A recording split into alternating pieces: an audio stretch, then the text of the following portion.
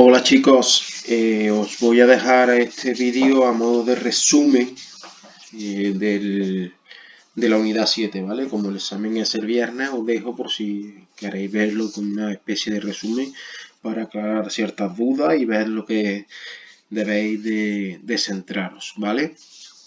Sobre todo para que os quede una imagen así en una sola, a golpe de vista, de los apartados que nos vendrían bien para estudiar. Esta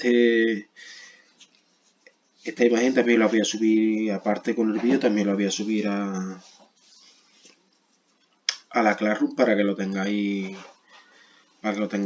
aquí para pueda servir de ayuda. Bueno, el tema, la monarquía hispánica, consta de dos partes, como veis, ¿no? Por un lado los reyes católicos, Isabel I de Castilla y Fernando II de Aragón, y por otro los austrios mayores, Carlos I, V de Alemania y Felipe II. Podemos hablar del último cuarto del siglo XV, los reyes católicos, y el siglo XVI, los austrios mayores. Vamos a empezar por el principio, los reyes católicos. Y de los reyes católicos tener en cuenta cuatro apartados. Primero, la unión dinástica, que recordar que los reyes católicos, el matrimonio de ellos supuso simplemente la unión de familia, una unión de una dinastía, no una unión administrativa de reinos, ¿vale? Castilla y Aragón siguen siendo reinos totalmente independientes, cada una con su legislación, con sus leyes, sus normas, etc.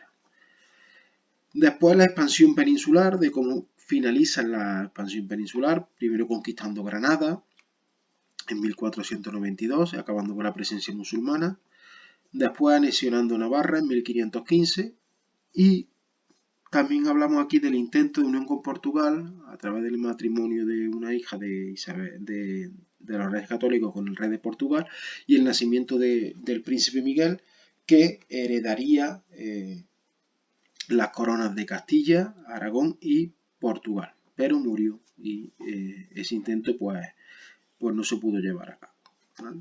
Después la política exterior, de cómo se continúa la política mediterránea de Aragón, con el control sobre todo de Italia, el reino de Nápoles, Sicilia, Cerdeña, la expansión castellana en el Atlántico, compitiendo con los portugueses, lleva a la conquista de Canarias y luego al descubrimiento y conquista de América, y finalmente la política matrimonial que llevó a los reyes católicos a casar a sus hijos con herederos de todas las casas reales europeas, excepto Francia, con Francia. ¿Vale? Eso dará como resultado que su nieto Carlos I pues obtenga media Europa por las herencias tanto de sus padres como de su madre y sus abuelos. Finalmente, la política interior habla de la implantación de la monarquía autoritaria, reforzando el poder real, sobre todo en Castilla, no así en Aragón, donde se mantiene el carácter pactista, donde el rey tiene que negociar y llegar a acuerdos con los distintos reinos aragoneses, lo que llevará a que el rey tenga mucho más poder en Castilla que en Aragón. La política religiosa, mediante la creación del Tribunal de la Santa Inquisición, que funcionará en ambos reinos, la expulsión de los judíos en 1492 y luego el decreto de conversión forzosa de los musulmanes, que dará como resultado la conversión de muchos y su conversión en moriscos. Y finalmente la economía, que ya sabéis que se potenció sobre todo en Castilla se potenció la ganadería frente a la agricultura con el apoyo a la mesta, debido a que obtenía muchos réditos de la venta de lana en el norte de Europa. Eso llevaba a problemas de suministro agrícola que tuvieron que solventarlo con la importación de grano pues, de fuera de Castilla. Mientras que en Aragón se abolieron los malos usos, lo que mejoró en cierto modo la situación de los campesinos aragoneses, sobre todo los remensas catalanes, y también se defendió con aranceles altos la la industria textil, sobre todo catalana, ¿vale? Eso en cuanto a los reyes católicos. Pasamos a los Austrias mayores, Carlos I y V de Alemania, o V de Alemania y Felipe II, y aquí vamos a hablar de tres hechos. Primero, diferenciar entre monarquía universal de Carlos I y monarquía hispánica de Felipe II. Monarquía universal porque, aparte de los reinos hispánicos, también tenía posesiones en Centro Europa y sobre todo al convertirse en emperador alemán, hace que podamos hablar de un dominio universal por parte de Carlos I. Mientras que Felipe II solo recibe de herencia Castilla, Aragón, Flandes, Franco Condado y Milán. Austria, Carlos I se la cede a su hermano Fernando. Por lo tanto, y aún más cuando en 1581 Felipe II también se convierte en rey de Portugal, hablamos de monarquía hispánica porque será la unión de los tres grandes reinos hispánicos: Castilla, Aragón y Portugal. Después pasamos a los conflictos internos, que son dos para cada monarca.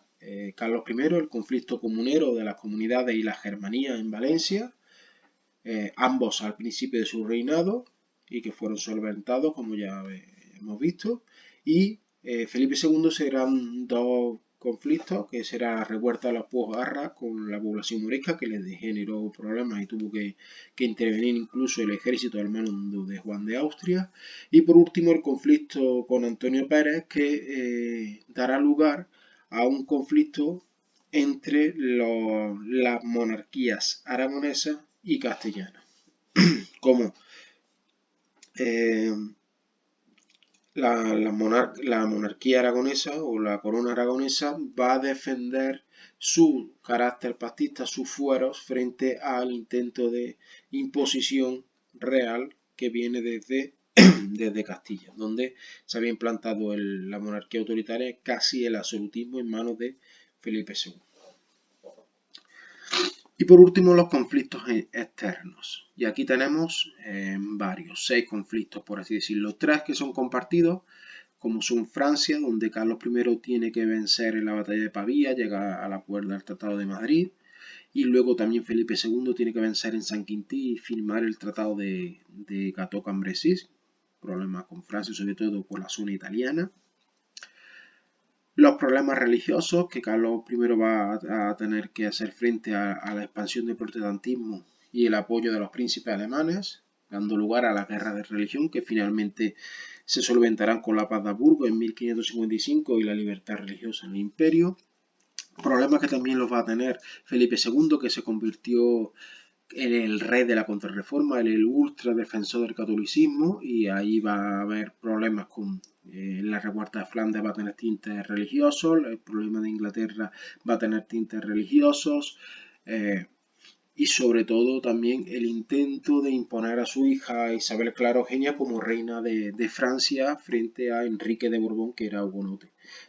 Pero su conversión al catolicismo puso fin a ese intento de Felipe II.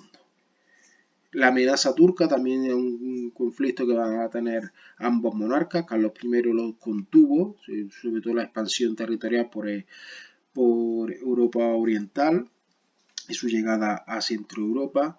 Y Felipe II será en el Mediterráneo, donde la formación de la Liga Santa con el imperio, con el papado y con Venecia, logrará la victoria frente a los turcos en la batalla de Lepanto, y de esa manera contendrá por el momento la expansión turca en el Mediterráneo. Los otros 3 conflictos son de Felipe II: la anexión de Portugal, donde la muerte sin descendencia de los reyes portugueses hace que aparezcan 2 candidatos al trono de Portugal, don Antonio I de Crato y Felipe II, que era hijo de Isabel de Portugal. Lo que pasa que la intervención, pese a que los portugueses apoyaban a don Antonio, la intervención militar de Felipe II lo convirtió en rey de Portugal en 1581, añadiendo a sus posesiones castellanas y aragonesas las posesiones portuguesas. Por eso hablamos del imperio hispánico y ese imperio donde no se ponía el sol. Después la revuelta de Flandes, que va a mezclar temas nacionalistas, que dentro de independencia en las provincias del norte, con temas religiosos, un norte calvinista con frente a un sur católico, y va a ser el inicio del declive de la monarquía hispánica, porque eh, Felipe II va a gastar ingente cantidad de dinero en solventar el problema, pero no lo va a poder solventar y finalmente va a dar de facto la independencia, aunque esta se corroborará a mediados del siglo XVII con la paz de Westfalia. Y por último, el conflicto con Inglaterra, que mezcla temas religiosos con la imposición nuevamente del anglicanismo en Inglaterra, con temas económicos como será los ataques piratas a los barcos castellanos que vienen cargados de oro y plata, que suponía una pérdida económica importante para Castilla.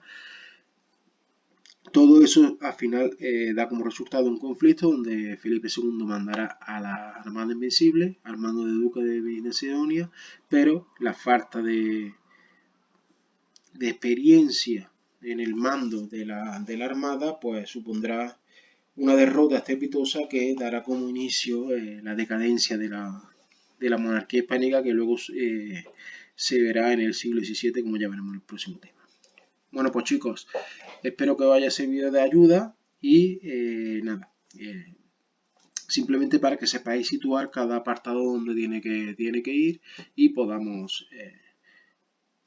tener una visión así global y de conjunto. Nos vemos, bueno, nos vemos. Es una forma de decirlo. Ya lo siguiente es el examen del viernes 3, ¿vale? Recordad que hay mucha gente que me está preguntando, el examen es el viernes 3 y la entrega del trabajo es el lunes 6, ¿vale? Así que poco más, quedaos en casa y mucho ánimo.